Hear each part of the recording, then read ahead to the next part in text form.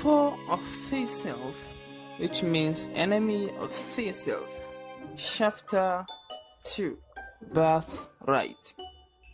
People start a mumble discussion on who the landlord may suggest as the head of the chieftain. Some start by saying Roy is the oldest son of the Mr. Lee N, and he is very educated, decent, and kind. In fact, he has been cheerful throughout this period. He is foe to nobody because he was never started arguing or fighting. He had no bad reputation, and some began their lifestyle reflection. He's just a boy who doesn't interact with people. How can Lord allow that child as the head of a chieftain?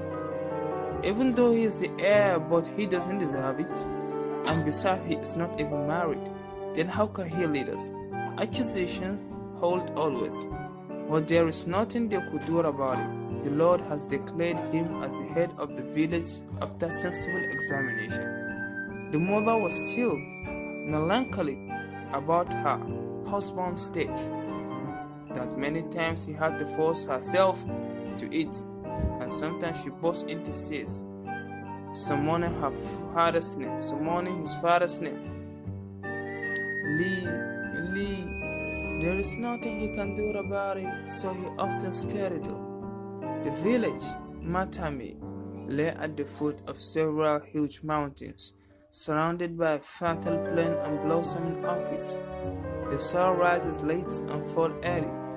Their pasture grew verdant and the crops yielded great during the reign of Roy's father. After Mr. Lee earned the pasture, it came with a sudden flabbergasting changes of climate ironically occurred to the usual blazing. Hence resulted great superstition, spreading fast within a short period of time, and almost the whole village and some of the neighboring villages threw the blame on Roy. For those who hate Roy as the head of the village did not hesitate to boast badly among the people that this is a typical wrath of God against them for choosing Roy as their successor. Roy is now facing a painful challenge. Then it was when he remembered when his father once told him, "People are like crayon.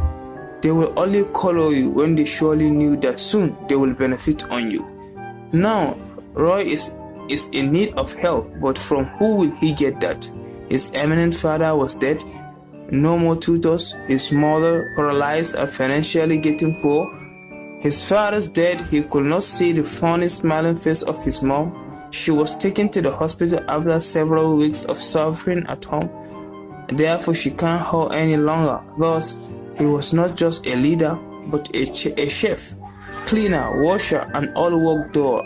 At last, he had to stay at home, prepare some food, and took it to the hospital. Few people cared to share the pain with him by visiting them along with food, drinks, and medicine. But that is not enough for a patient. Someone needs to stay as a watcher. But Roy has many complicated public cases which he must attend as a host. After serious medication, she was able to walk, eat, and dress decently.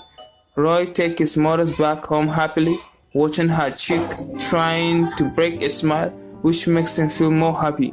Everything must pass through night for it to see a day, but unexpectedly, Roy's mother could not pass the night, nor see the day.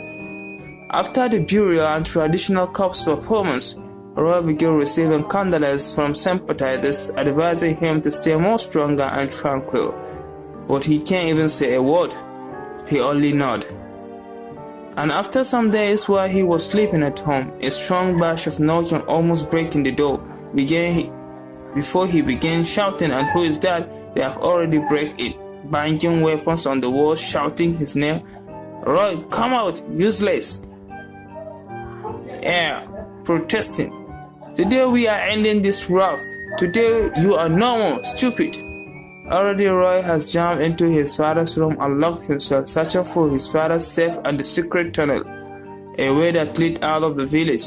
While the people chasing him break 2 doors, the man and his room, and could not find him, he then headed straight to his father's room and began striking with sticks and cutlasses and pestle until they break into. But luckily for Roy, he has managed to escape and hightail in the bush.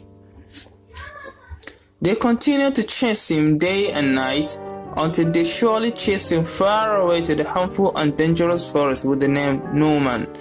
They had no choice but to left him after some days and returned to the village, believing that he would be chewed by wild animals and other dangerous creatures. According to the history of Norman Forest, quoted, written and scripted by the ancestors, believe that there is a monster highly spiritual and brave with partial human position. Thanks for reading.